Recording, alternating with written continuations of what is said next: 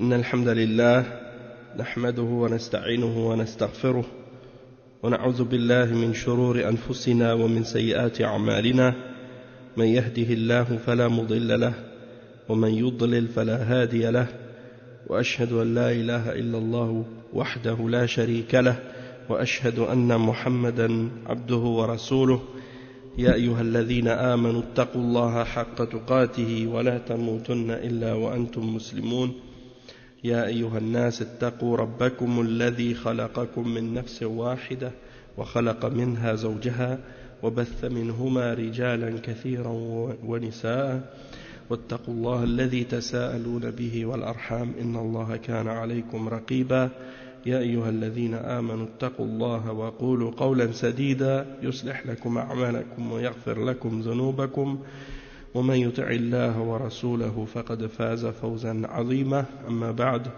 وإن خير الكلام كلام الله وخير الهدي هدي محمد صلى الله عليه وسلم وإن شر الأمور محدثاتها وكل محدثة بدعة وكل بدعة ضلالة وكل ضلالة في النار أما بعد. Donc, assalamu alaikum wa rahmatullahi wa barakatuh. On va commencer donc aujourd'hui notre cours numéro 26 dans l'explication de Aqidat Ahl Sunnati wal Jama'a du Cheikh Mohammed ibn Salih al-Uthaymin rahimahullah ta'ala. Et donc on a terminé au dernier cours d'expliquer le verset dans Surat, c'était le verset dans Surat Shura 11 et 12. On va maintenant commencer à expliquer un autre verset, c'est le verset 6 dans Surat Hud. C'est le verset suivant, parce que dans le livre de Cheikh Mohammed ibn Uthaymin en ce moment, on est toujours dans la partie où il explique la aqidah, puis il va, comme j'avais expliqué déjà, il explique maintenant les 6 piliers de la foi. Et le premier pilier de la foi, c'est al-iman billah, subhanahu wa ta'ala, la foi en Allah, subhanahu wa ta'ala. Donc, on est toujours en train d'expliquer la foi en Allah et en quoi ça consiste.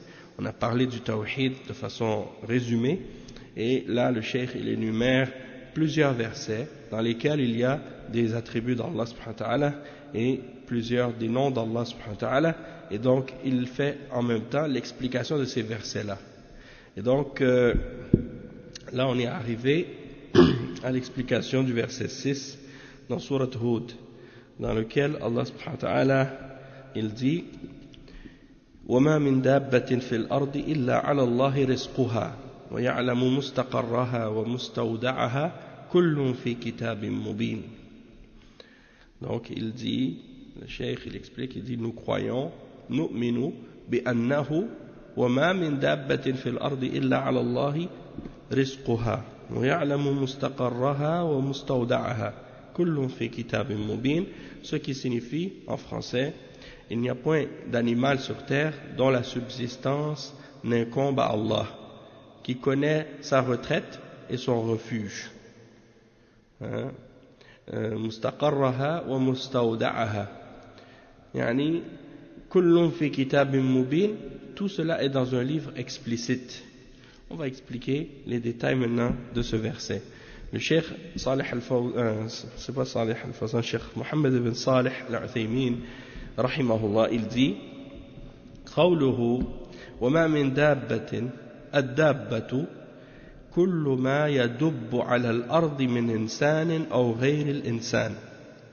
Donc le verset, Allah subhanahu wa ta'ala dit وما من دابة, il n'y a pas, ils l'ont traduit dans le verset comme en disant il n'y a pas un animal, et en réalité le cheikh il explique que ad-dabba c'est plus général que l'animal, ou bien parfois selon ce que certaines personnes parfois disent que l'être humain est un animal intelligent. Bon, on ne va pas dire ça, mais de façon générale, le verset est plus large que de simplement dire un animal. On va voir s'il y a une différence dans l'autre traduction. Le verset 6, il n'y a point de bête sur terre dont la subsistance n'incombe à Allah, qui connaît son gîte et son dépôt. Déjà ça c'est mieux traduit que l'autre, puisque bête c'est plus large que animal, c'est plus général, et en même temps lorsqu'il dit connaît sa retraite et son refuge, c'est pas vraiment la bonne traduction pour mustaqar. Mustaqar c'est l'endroit où on se réfugie, mais l'endroit où on reste, où on demeure, c'est plutôt le gîte, hein, l'endroit où tu restes, ton habitat. Wa mustawda'aha, al-mustawda' c'est l'endroit où tu vas déposer les réserves de nourriture. Hein, al-mustawda' c'est plus ça. Donc c'est pas vraiment le refuge dans ce cas-là, mais c'est plutôt comme ici, ils ont traduit le dépôt. Hein, c'est plutôt comme le dépôt. Et donc tout ça c'est dans un livre explicite. Bon, le cheikh il explique que ad-dabba kullu ma yadubbu ala al-ard min insanin aw ghayr al-insan. Donc tout ce qui marche sur la terre, ça rentre dans la définition de dabba. Tout ce qui marche sur terre, que ce soit un homme ou autre chose qu'un être humain. Hein, tout ce qui marche sur terre, on appelle dabba. Et il dit وقوله من دابة من هذه زائدة إعرابا لكنها لها معنى عظيم وهو إرادة العموم، يعني أي دابة في الأرض فرزقها على الله عز وجل وهو الذي تكفل برزقها، ولهذا تجد الحيوانات والحشرات يسوق الله لها الرزق أو يسوقها إلى الرزق، فربما يكون طعم بعيد عن جحر النمل فيهتدي النمل إلى هذا الطعم لأن الله أعطاه قوة الشم حتى يصل إلى هذا الطعام ويتغذى به. Donc le cheikh il explique que ici min dabbatin wa ma min dabbatin, le min ici il dit grammaticalement c'est un surplus, mais il a une grande signification du fait que Allah subhanahu wa ta'ala veut insister sur la généralité du mot dabba, dans le sens que peu importe la créature, peu importe l'être qui marche sur terre, c'est à Allah qu'incombe son risque et sa subsistance. Et c'est Allah donc qui va lui donner ce qu'il a de besoin pour vivre. Et donc il dit, c'est pour ça que tu trouves même les animaux et les insectes, eh bien Allah subhanahu wa ta'ala lui amène sa subsistance. Ou bien il l'amène ou il guide cet animal ou cet être vers sa subsistance. Et donc peut-être que parfois tu vois que la nourriture elle est loin du nid ou qu'on appelle le nid de fourmis. Sa nourriture elle est loin. Et tu vois que la fourmi elle arrive à trouver l'endroit où se trouve cette nourriture-là. Parce que Allah subhanahu wa ta'ala lui donne la force disons un odorat fort qui lui permet de sentir à des distances très éloignées la nourriture.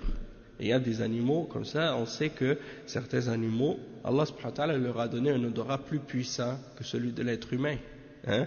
Et ils sont capables à des distances de sentir des choses que nous, les êtres humains, on n'arrive pas à sentir. Et donc, c'est ainsi que ces animaux-là ou ces êtres-là sont guidés vers la nourriture dont ils ont besoin. Et ils peuvent se nourrir ainsi. Et le cheikh, il dit, وَتَأَمَّلْ هَذِهِ النَّمْلَةِ سبحان الله تدخر الحب فتحفر الأرض جحورا وتدخر الحب في تلك الجحور وتأكل طرف الحبة لئلا تنبت لأنها لو نبتت فسدت فإذا جاء المطر وصل الندى إلى الحب أخرجته من الحجر أو من الجحر ونشرته على الأرض حتى يجف لأن لا يتعفن في داخل الجحر ويفسد فإذا جف أدخلته فمن الذي ألهمها بهذا إنه الله عز وجل. يعني ça c'est quelque chose, yani, je ne savais pas, yani, subhanallah. Il montre en fait comment Allah subhanahu wa ta'ala des fois, comment il a enseigné ou inspiré à certains insectes ou à certains animaux de faire des choses qui sont étonnantes. Il dit par exemple ici, regarde, il dit observe et médite sur l'exemple de la fourmi, subhanallah, comment elle emmagasine yani des choses, comme par exemple, elle va prendre une graine, ok, une graine d'un végétal ou d'un fruit ou d'un légume ou quelque chose comme ça, elle trouve une graine, elle la prend, elle la met dans son trou, dans son nid. Et il dit, elle la prend, cette graine, dans ce trou, puis elle mange une partie, pour pas que la graine se mette à pousser à l'intérieur de son nid, puis que ça détruit tout, ou bien qu'elle devienne mauvaise elle-même, cette graine, qu'elle ne puisse plus être consommée, par exemple, elle ne peut plus la manger par la suite, ou bien, si par exemple il pleut, puis que l'eau ou l'humidité arrive jusqu'à cette graine-là, il la prend et il la met dehors, et il l'étend pour qu'elle sèche, pour pas que ça donne une mauvaise odeur à l'intérieur du nid, et puis que ça se corrompe ou ça commence à sentir ou disons que ça devient mauvais, et ensuite quand c'est séché, elle le rentre encore à l'intérieur. Qui lui a enseigné ou lui a inspiré ce genre de comportement? C'est Allah subhanahu wa ta'ala. Donc tu vois des êtres comme ça, des petits animaux qui sont très petits, ils n'ont pas un cerveau très développé comme l'être humain, mais ils sont capables de faire ces choses-là. Et c'est Allah subhanahu wa ta'ala qui leur disons, inspire à faire ce genre de choses. Il dit ثم إن النملة من أذكى الحشرات. وانظر إلى قصتها مع سليمان عليه السلام حيث قالت يا أيها النمل هذا نداء ادخلوا مساكنكم أي الملاجئ لا يحطمنكم سليمان وجنوده لأن معه الدواب من خيل وإبل وغيرها تطأ هذا النمل وتحطمه ثم اعتذرت عن سليمان وجنوده بأنهم لا يشعرون فسبحان الله العظيم. Le cheikh il donne l'exemple ici de qu'est-ce que la fourmi a dit dans cette sourate du Coran qui porte justement le nom de cet insecte, An-Naml, dans le verset 18. Le cheikh il cite, il mentionne en même temps, il dit que la fourmi c'est un des insectes les plus intelligents. Il dit, regardez son histoire avec Sulayman alayhi salam, lorsque la fourmi, Allah subhanahu wa ta'ala mentionne qu'elle a dit, quand ils arrivèrent à la vallée des fourmis, une fourmi dit, ô fourmis, entrez dans vos demeures de peur que Sulayman et son armée et ses armées vous écrasent sous leurs pieds sans qu'ils s'en aperçoivent ou bien sans qu'ils s'en rendent compte. Eh bien, le cheikh il dit, pourquoi? Parce que Sulayman alayhi salam, il a des chevaux, il a des chevaux et des chameaux et d'autres animaux également qui marchent donc sur les fourmis, sur les choses, puis elle trouve l'excuse en même temps pour Sulayman et ses armées en disant sans qu'ils s'en rendent compte, parce qu'ils ne font pas ça intentionnellement, c'est pas leur intention de les tuer, yani.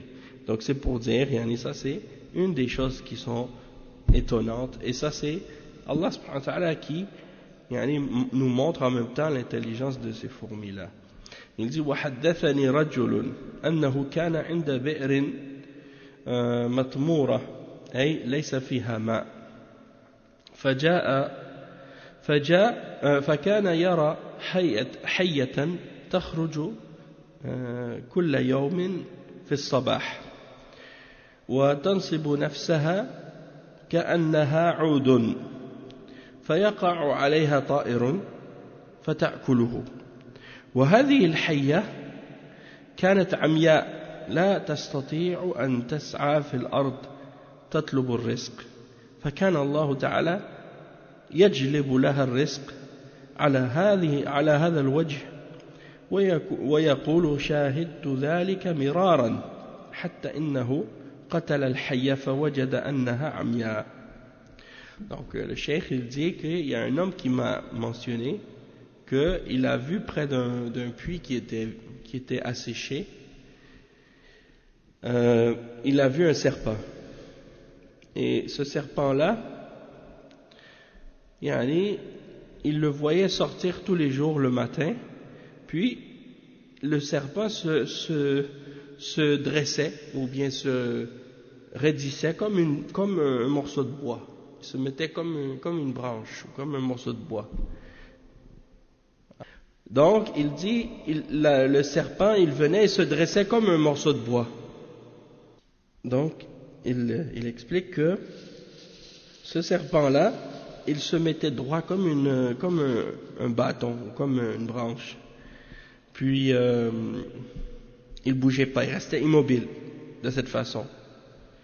Et les oiseaux venaient se percher dessus, pensant que c'était un morceau de bois ou une branche, et le serpent les attrapait et les mangeait. Et donc, ce serpent-là, le cheikh dit que c'est un serpent qui était aveugle. En réalité, il ne voyait pas. Il ne pouvait donc pas se promener sur la terre pour chercher la subsistance.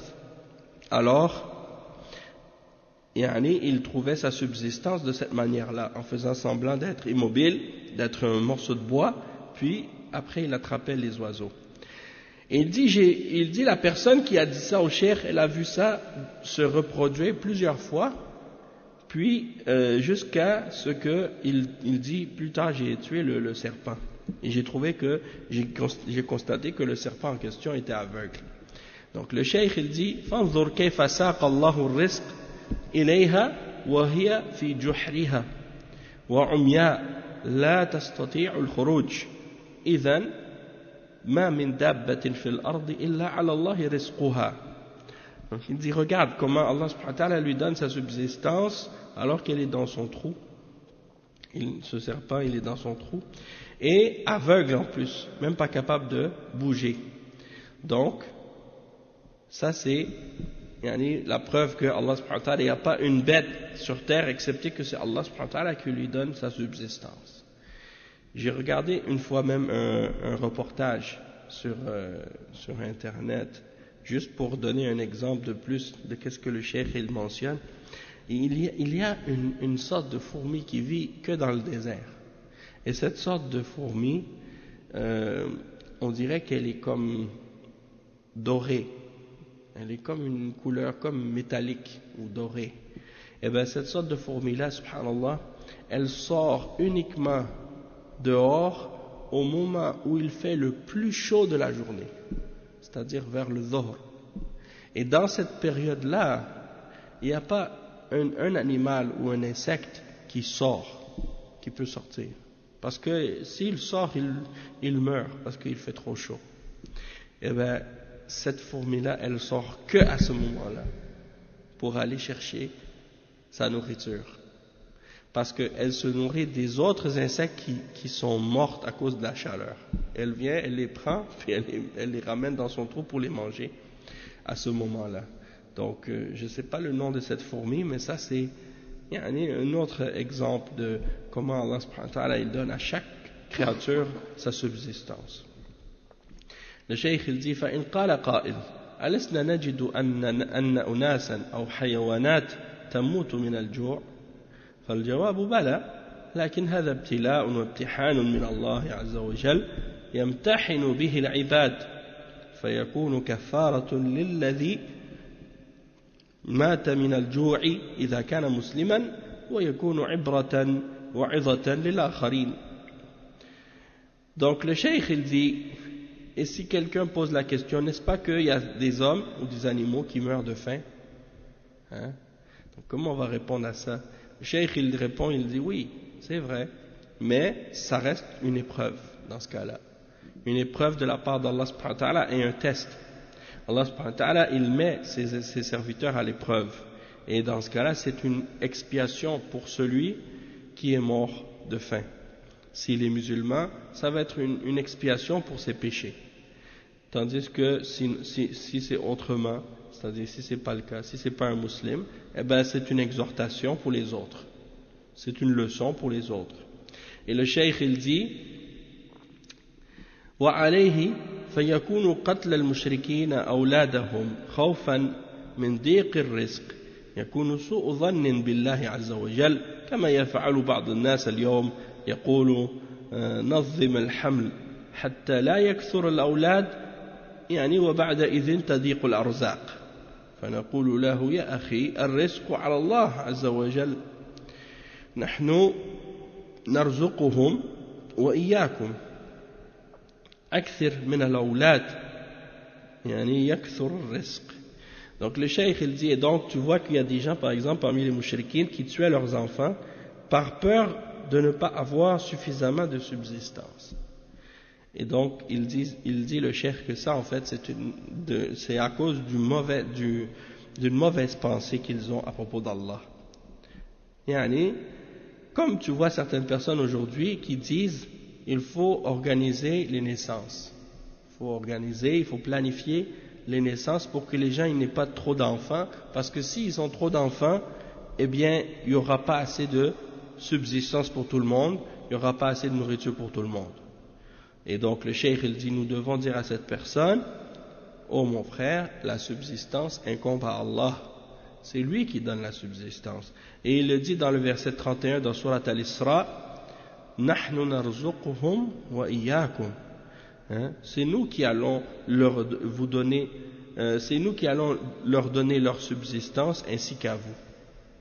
C'est nous qui allons leur donner leur subsistance ainsi qu'à vous. Et donc, faites plus d'enfants, Allah va vous donner plus de subsistance.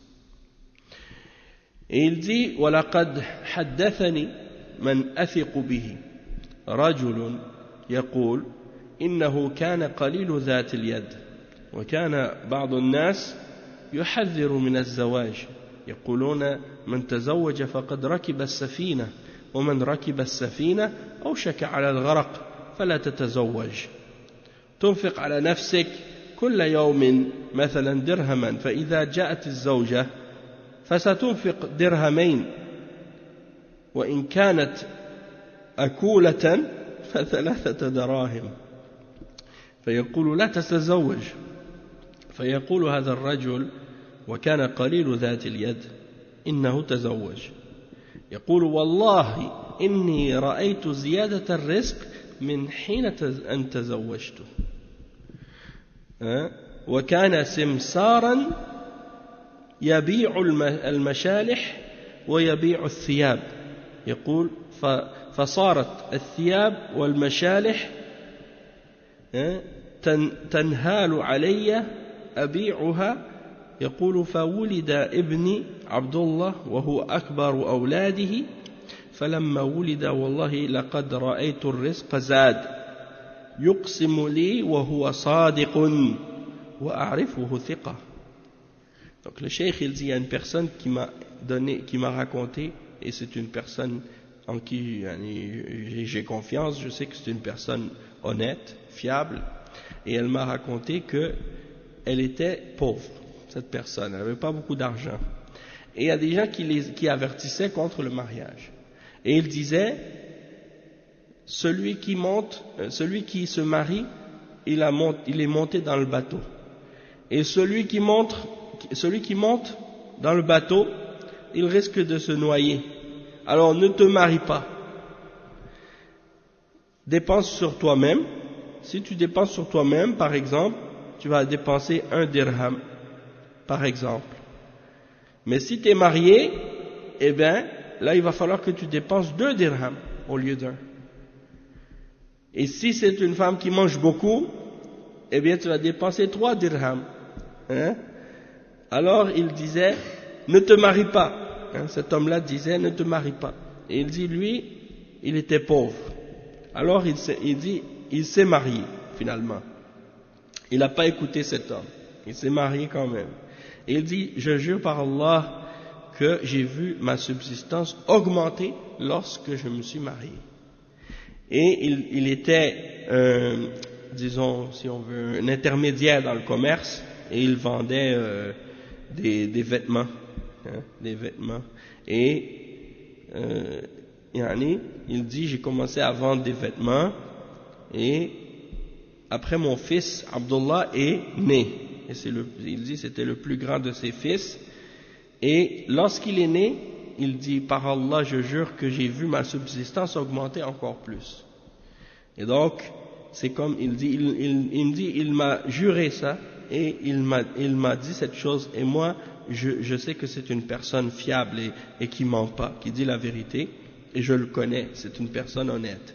Donc, il donne ça comme un témoignage, comme un exemple pour montrer que il ne faut pas avoir peur de la pauvreté. C'est Allah subhanahu wa ta'ala qui donne à chacun sa subsistance, et le fait d'avoir une épouse ou le fait d'avoir des enfants, c'est pas quelque chose qui appauvrit, bien au contraire, c'est quelque chose qui parfois même enrichit. Même il y a un verset dans le Coran qui dit إن يكونوا فقراء يغنيهم الله من فضله وأنكحوا الأيام منكم والصالحين من عبادكم إن يكونوا فقراء يغنيهم الله من فضله. C'est-à-dire Allah subhanahu wa ta'ala il dit dans le Coran, je crois que c'est dans Surat An-Nisa, s'ils sont pauvres, Allah subhanahu wa ta'ala va les augmenter, il va les augmenter en richesse.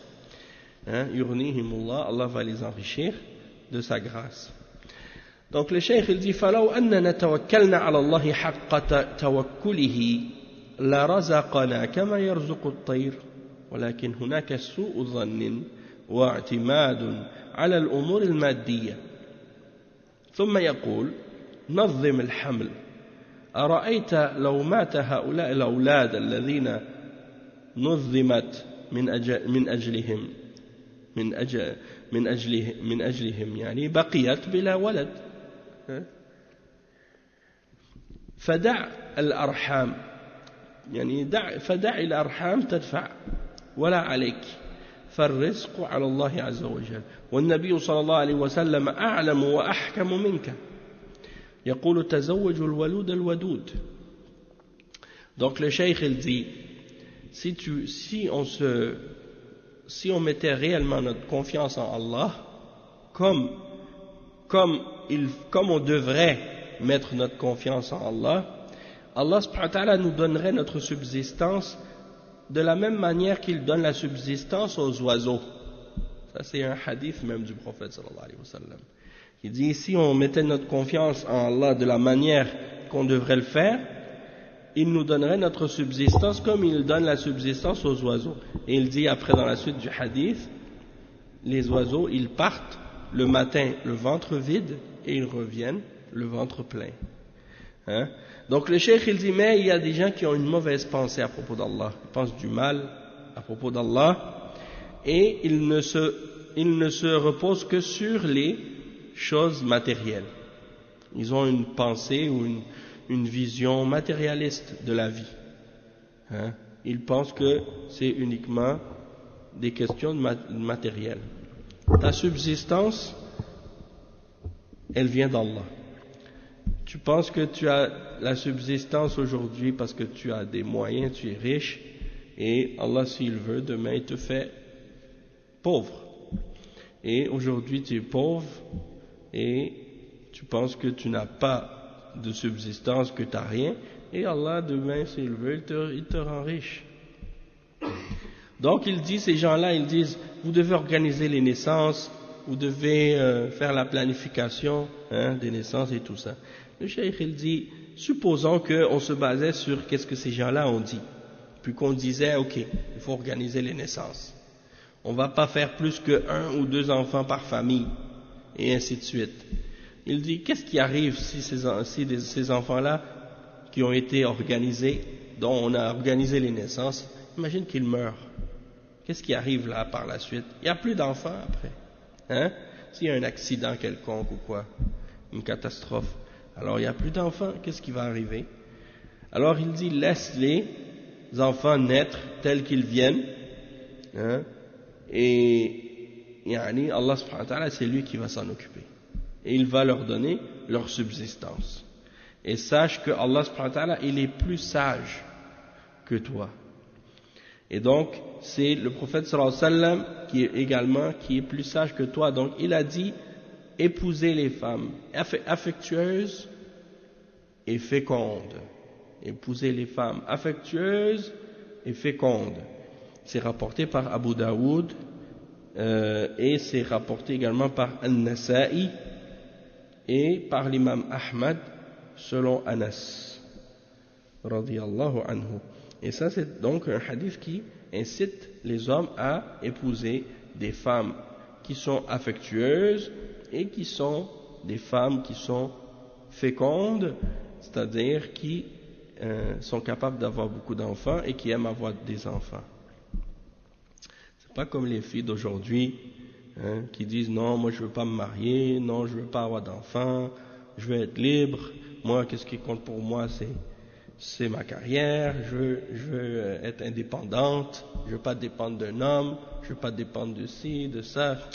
Finalement à 40 ans elles commencent à regretter. À 40 ans, elles ont eu leur carrière, elles ont eu leur diplôme, elles ont eu leur travail, elles ont leur maison, elles ont tout, mais elles n'ont pas de mari, elles n'ont pas d'enfants. Et là, elles pleurent et elles voudraient se marier. Oh, est-ce qu'il y a quelqu'un qui voudrait me prendre, qui voudrait me marier, qui voudrait m'épouser? Et il n'y a personne. Il n'y a personne qui veut les épouser. Ou bien il y a des hommes qui veulent les épouser, mais ce n'est pas les hommes que elles veulent. C'est pas le prince charmant dont elle rêvait.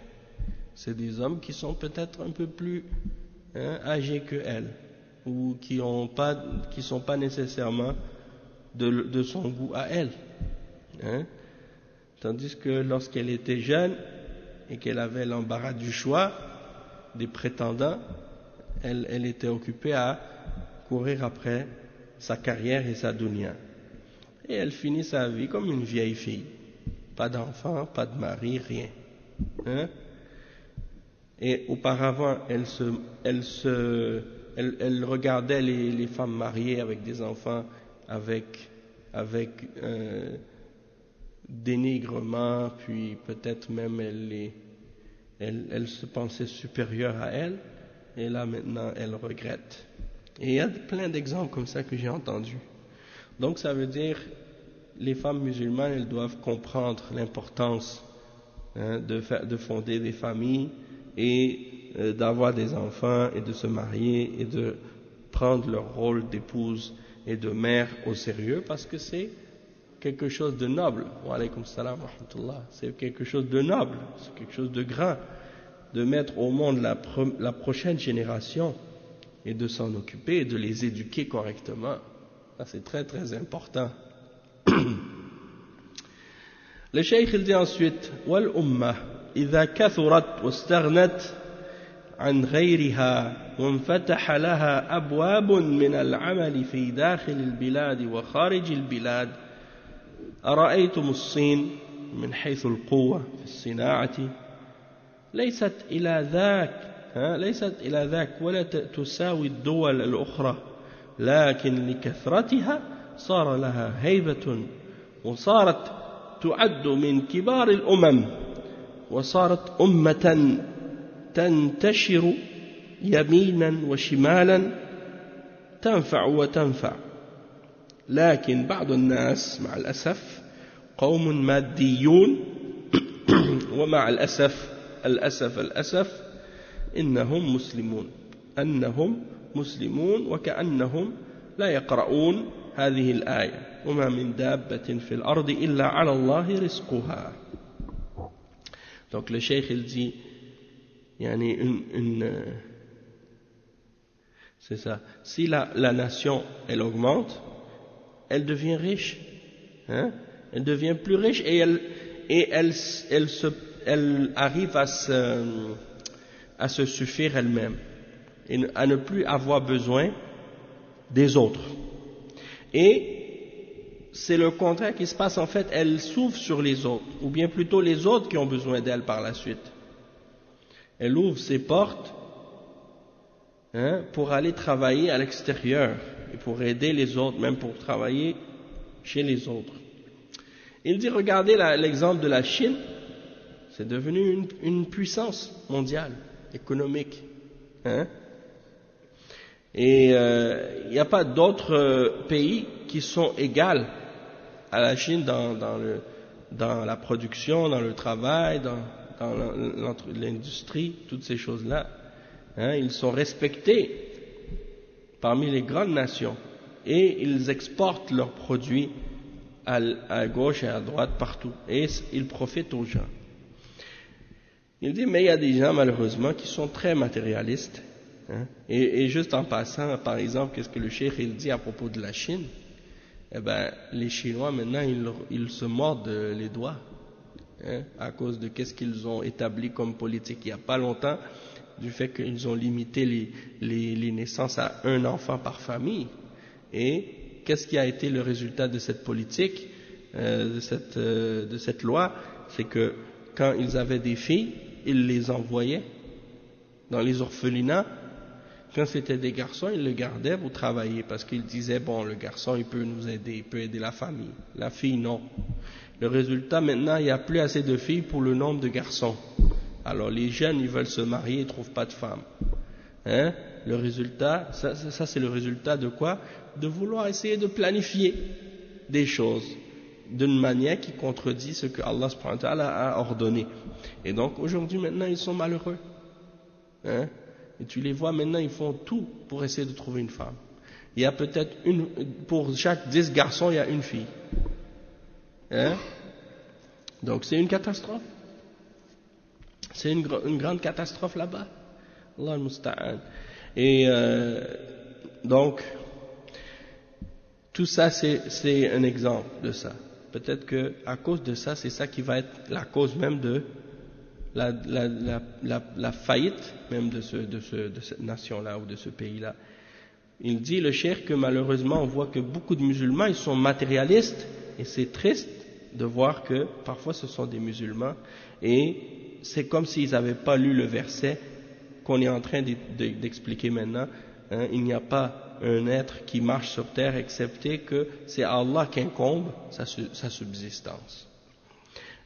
C'est Allah qui lui donne sa subsistance. Donc le cheikh il dit فإذا قال قائلهم أنا أشعر بأني إذا أنجبت 10 أولاد وجاء 11 تطلبت زيادة ريال فنقول يا أخي توكل على الله فقد يبارك الله ب10 فتكفي 20 أو يأتي رزق آخر لكن ضعف التوكل على الله هو الذي أوجب لنا أن نتصور هذا التصور الفاسد. يقول النبي صلى الله عليه وسلم لو أنكم تتوكلون على الله حق توكله لرزقكم كما يرزق الطير تغدو خماصا وتروح بطانا. Donc le cheikh il dit, et s'il y en a un qui dit par exemple, moi je sens que si j'ai 10 enfants, puis qu'il y a un 11e qui arrive, eh bien ça va m'exiger un rial supplémentaire. Et le cheikh il dit, nous disons à cette personne, mon frère, mets ta confiance en Allah, et peut-être que Allah subhanahu wa ta'ala va faire en sorte que ton argent va être béni, et que ce qui t'était suffisant pour les 10 sera également suffisant pour les 11. Ou bien Allah va te donner plus de subsistance, mais à cause de la faiblesse de notre confiance, qu'on ne met pas suffisamment notre confiance en Allah subhanahu wa ta'ala, eh bien c'est ce qui fait que on a cette mauvaise conception, cette mauvaise idée, cette idée qui est corrompue d'avoir peur de manquer. Ok? Moi, je peux dire que, par exemple, il y a des gens que je connais qui ont des très grandes familles, plus d'enfants, et puis, subhanallah, Allah subhanahu wa ta'ala leur a augmenté leur risque, plus ils ont eu d'enfants. Plus ils ont eu d'enfants, plus qu'ils deviennent de plus en plus riches. C'est des choses que j'ai vues avec mes yeux, des gens que je connais, même dans ma propre famille. Donc, subhanallah, le fait de dire j'ai peur d'avoir plusieurs enfants, ça c'est la mentalité des koufars. Ça c'est la mentalité des koufars, c'est pas la mentalité des musulmans. Même tu vois par exemple des koufars qui disent moi je préfère avoir un chien parce que le chien ça coûte moins cher. C'est vrai, j'ai entendu ça, c'est moins cher qu'un enfant. Et comment ils se basent là pour dire ça, hein? J'en ai même dans des proches de moi qui sont pas musulmans dans ma famille, et puis c'est ça leur mentalité, yani.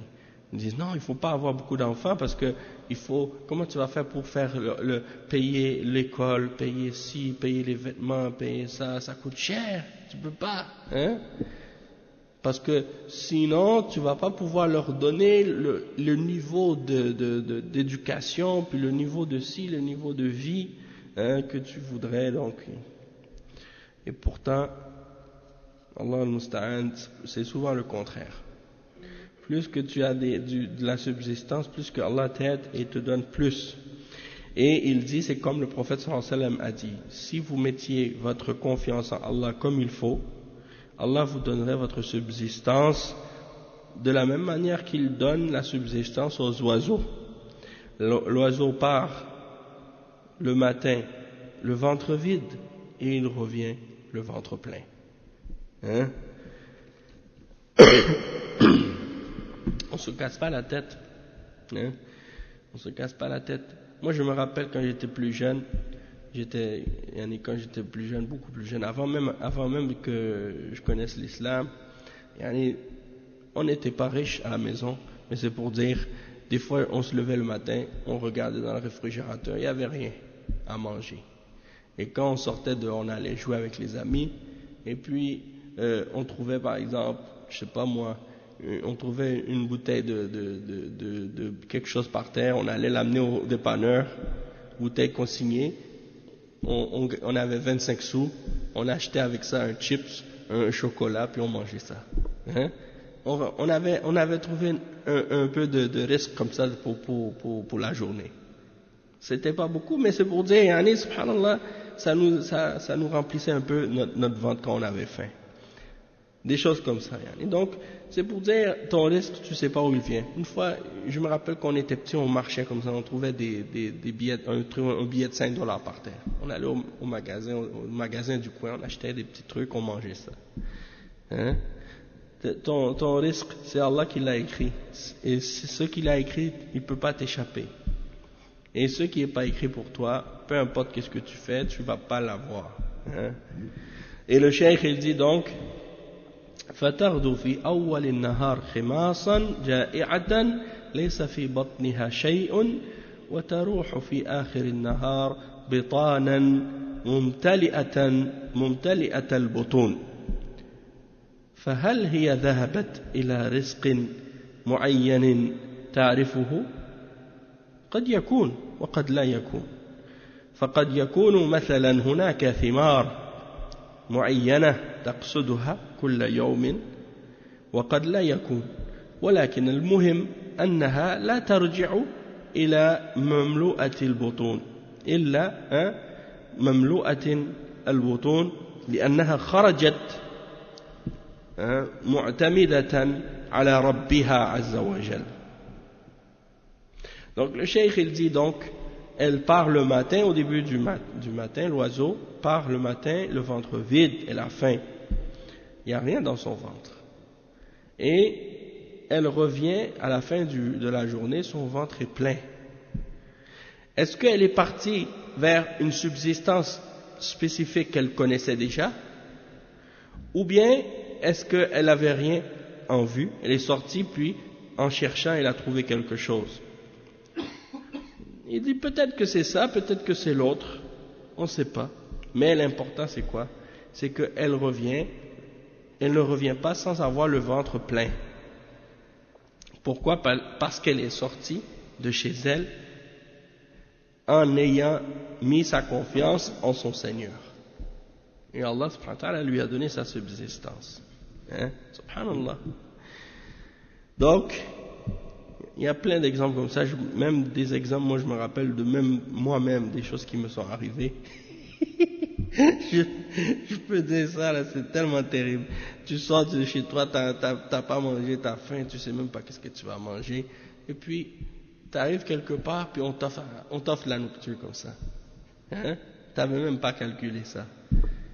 Donc, ton risque là, c'est Allah qui l'a préparé pour toi. فإن قال قائل بعض الناس عندما تكلم في مسألة تحديد النسل يقول يعني لا نقصد أن نشك في الرزق ولكن من أجل التربية وما أشبه ذلك ويستدلون بما جاء عن الصحابة رضي الله عنهم أنهم كانوا يعزلون والقرآن ينزل فما الجواب عن ذلك؟ الجواب هذا أيضا غلط وسوء ظن بالله فكم من إنسان يتم ليس عنده أب صار من أحسن الناس عبادة وخلقا وكم من إنسان عنده أبوه وأمه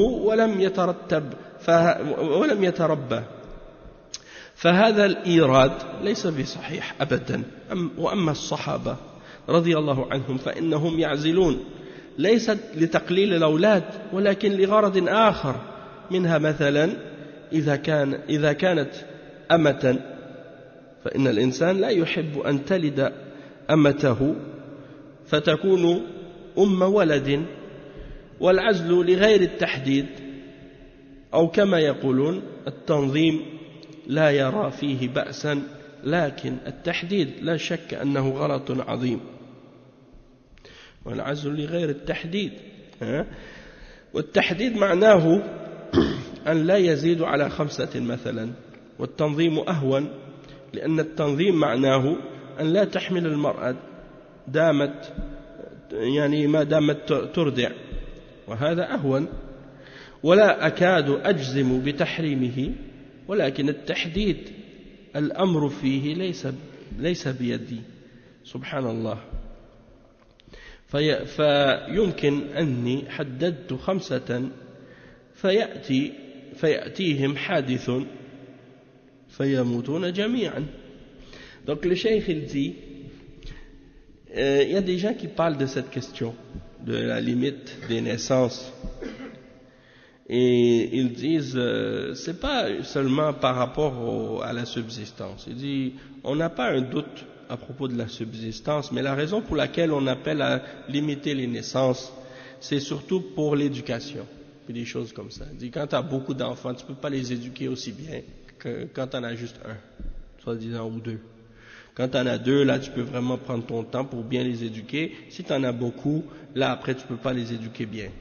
Et le cheikh, il dit, il se base là-dessus pour dire ça. Puis, ils disent que, par exemple, à l'époque des Sahaba, ils utilisaient al-azl. Qu'est-ce qu'ils appellent al-azl? Vous connaissez peut-être pas al-azl en arabe. En français, c'est qu'est-ce qu'ils appellent le coitus interruptus. C'est-à-dire, ils se retirent avant l'éjaculation pour pas que la femme soit enceinte. Donc, les sahaba, parfois, ils faisaient ça. Certains sahaba, parfois, ils faisaient ça. Alors que le Coran était révélé. Il y a un hadith comme ça qui dit « Kunna na'zil wal Qur'anu yanzil ». Donc, ça, c'est un hadith. Donc, ils disent, donc, n'est-ce pas que ça, c'est un argument. Et le cheikh, il répond à ça, il dit, non, ça aussi, c'est une erreur. Et c'est de penser du mal à propos d'Allah. Il dit, combien d'enfants qui n'avaient pas de père, qui n'a pas grandi avec son père, et il est devenu parmi les meilleurs adorateurs et les meilleurs dans son comportement. Et pourtant, son père n'était pas là. Il dit, mais combien de personnes aussi qui avaient un père et une mère et qui n'a pas été bien éduqués. Donc il dit de mentionner cet exemple-là, c'est pas correct, c'est pas vrai. Il dit tandis que les sahaba, ils faisaient l'azl, c'était pas pour avoir moins d'enfants. Et c'était pour une autre intention ou un autre objectif. Peut-être par exemple parce que c'était une esclave avec qui ils étaient, puis ils ne voulaient pas que leur enfant naisse d'une esclave, pour que l'enfant soit par exemple né d'une esclave. Donc ils ne préféraient pas avoir d'enfant avec leur esclave. Ça c'est un exemple, mais ça peut être une autre explication aussi. Et il dit le azl, c'est autre chose que le fait de limiter les naissances. C'est pas la même chose.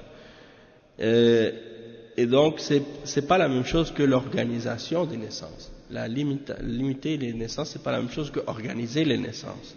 Et donc l'organisation des naissances, il dit, je peux presque dire que c'est pas grave. C'est pas quelque chose qui a un problème là-dedans. Mais le problème c'est de dire qu'il faut limiter les naissances. Ça c'est une grave erreur. Il dit la limite des naissances c'est quoi? C'est quand tu dis on ne doit pas faire plus que 5 par exemple. Tandis que l'organisation, ça c'est moins grave. Pourquoi? Parce que l'organisation ça veut dire bon, la femme elle a accouché, puis elle décide que pendant qu'elle allaite son enfant, elle ne veut pas avoir un autre. Elle va attendre jusqu'à ce que elle termine l'allaitement. Et l'allaitement en général c'est 2 ans. Donc elle attend d'avoir terminé l'allaitement de l'enfant. Après elle commence à penser à avoir un autre. Et c'est pour alléger la charge sur la mère. D'accord? Donc ça c'est l'organisation. C'est pas la même chose que la limite des naissances. Pourquoi? Parce que la limite, ça c'est quelque chose qui appartient à Allah subhanahu wa ta'ala. C'est lui qui décide. Il dit subhanallah, il dit le cheikh, il dit ici, tu dis moi je veux 5, puis il y a un autre qui a un accident qui arrive, puis que tous les enfants que tu as eus ils meurent, tu vas dire quoi? Je veux pas avoir un 6e,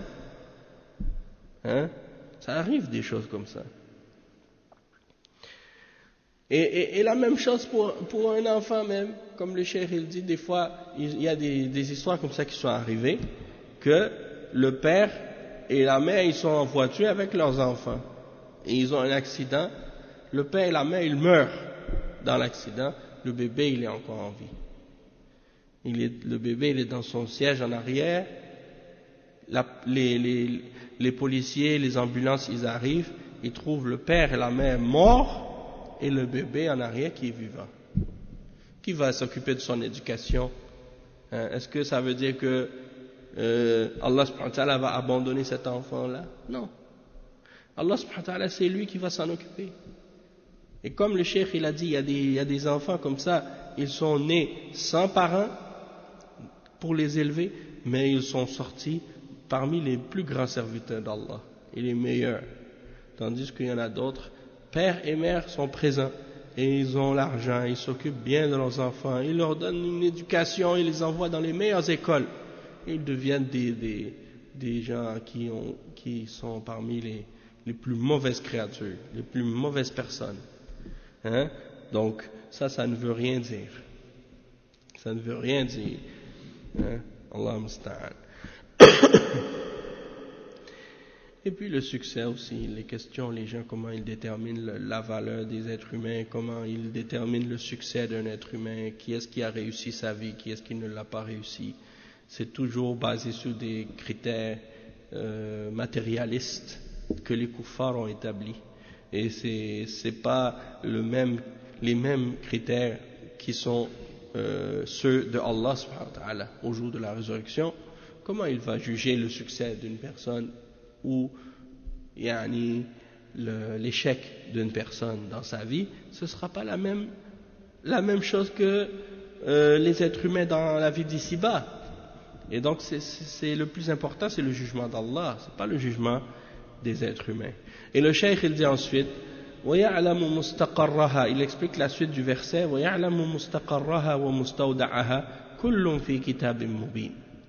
et il connaît son gîte et son dépôt. Tout cela est dans un livre clair. Le cheikh il explique, il dit قوله يعلم مستقرها ومستودعها المستقر هو ما تستقر فيه على الدوام والمستودع ما تكون فيه كالوديعة متى شاء ربها أخذها فالله عز وجل يعلم مستقر كل دابة ومستودعها فالمستقر المطلق هو الآخرة كما قال تعالى وإن الدار الآخرة لهي دار القرار والمستودع المطلق هو الدنيا إلى أن تقوم الساعة كل هذا مستودع فالإنسان فيه وديعة متى شاء المودع أخذه كما قال النبي صلى الله عليه وسلم إن لله ما أخذ وله ما أعطى إذن الله تعالى يعلم حال العباد في الدنيا وحال العباد في الآخرة يعلم أن منا من يعمل صالحا وأن مآله إلى الجنة وأن من الناس من يعمل عملا سيئا وأن مآله إلى النار فهناك استيداع مقيد واستقرار مقيد فالإنسان في وطنه مستقر ولكن إذا سافر فهو مستودع ولكن هذا الاستقرار والاستيداع مقيد والمهم أن الله تعالى يعلم المستقر المطلق والمستودع المطلق والمستقر المقيد والمستودع المقيد. Donc le cheikh il explique que le terme mustaqar c'est l'endroit où tu restes de façon permanente et al-mustawda' c'est l'endroit qui est temporaire dans lequel tu restes temporairement où tu mets les yani comme on a dit tout à l'heure on a dit ça peut être le dépôt aussi et le cheikh dit aussi ça peut être l'endroit que tu loues ou dans lequel tu restes d'une manière temporaire juste en attendant pour d'aller quelque part ailleurs. Donc Allah subhanahu wa ta'ala il connaît pour chaque animal, pour chaque être qui marche sur terre son lieu dans lequel il réside de façon permanente et l'endroit où il reste de façon temporaire.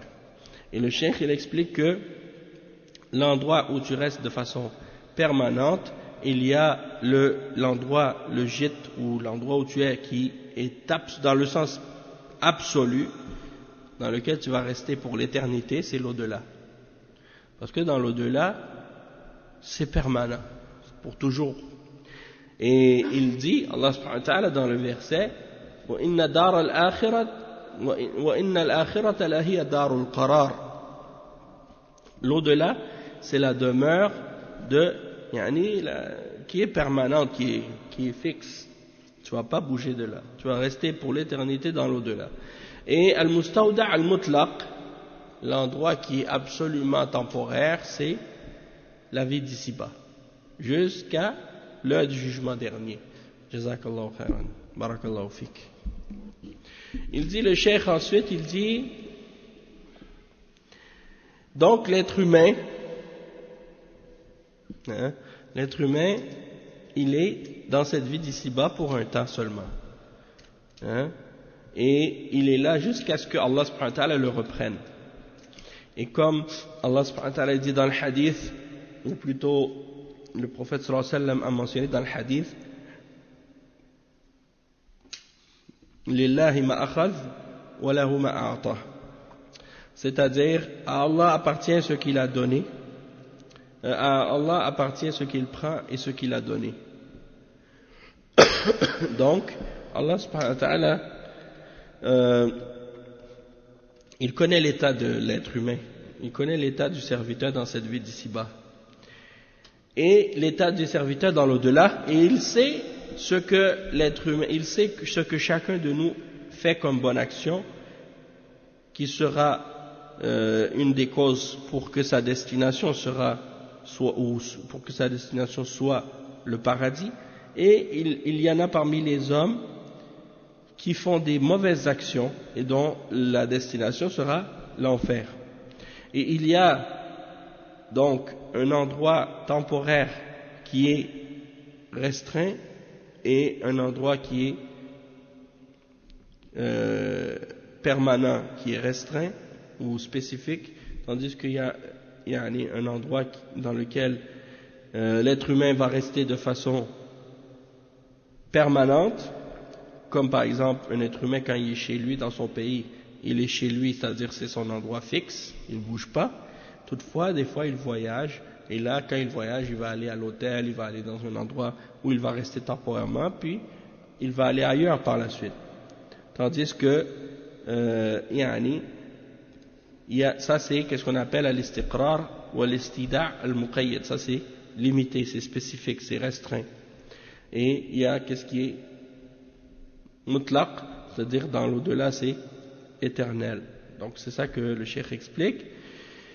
Et il dit ensuite kullun fi kitabin mubin, il explique la suite, il dit wa qawluhu ta'ala kullun fi kitabin mubin, kullun ay min ar-rizqi wa al-mustaqar wa al-mustawda' fi kitabin mubin, ay fi maktubin bayyin ظاهر وذلك هو اللوح المحفوظ الذي تتفرع عنه بقية الكتابات، فإن الملك إذا بلغ الجنين 4 أشهر بعث إليه فأمر بكتب رزقه وأجله وعمله وشقي أم سعيد.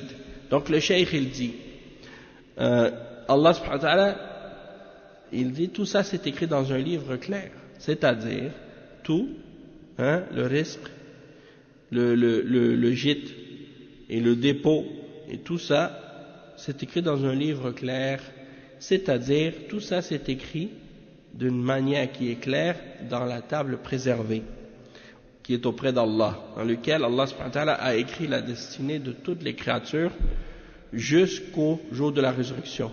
Et de là découle, de ce livre, de cette table préservée, découlent toutes les autres écritures qui sont reliées à la destinée de l'homme.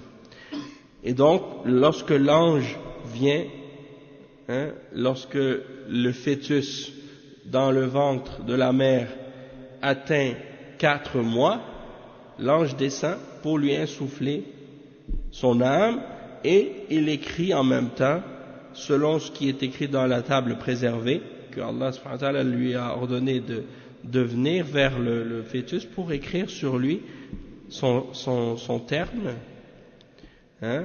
sa subsistance et son action. Est-ce qu'il sera heureux ou malheureux? Tout ça c'est écrit sur toi à ta naissance. Subhanallah. Ou bien plutôt même pas à ta naissance, avant même que tu sois né, c'est-à-dire dans le ventre de ta mère. Après 4 mois, ça c'est écrit. Le cheikh il dit, donc, il dit, ça c'est l'explication donc de ce verset-là. On va donc s'arrêter ici pour aujourd'hui, parce que le cheikh il a terminé donc ce verset et il explique l'autre verset qui suit. On va le laisser pour la semaine prochaine, Inch'Allah. Subhanakallahumma bihamdik. Ashhadu an la ilaha illa ant. Astaghfiruka wa atubu ilayk. Wa sallallahu wa sallam ala nabiyyina Muhammad wa ala alihi wa sahbihi ajma'in.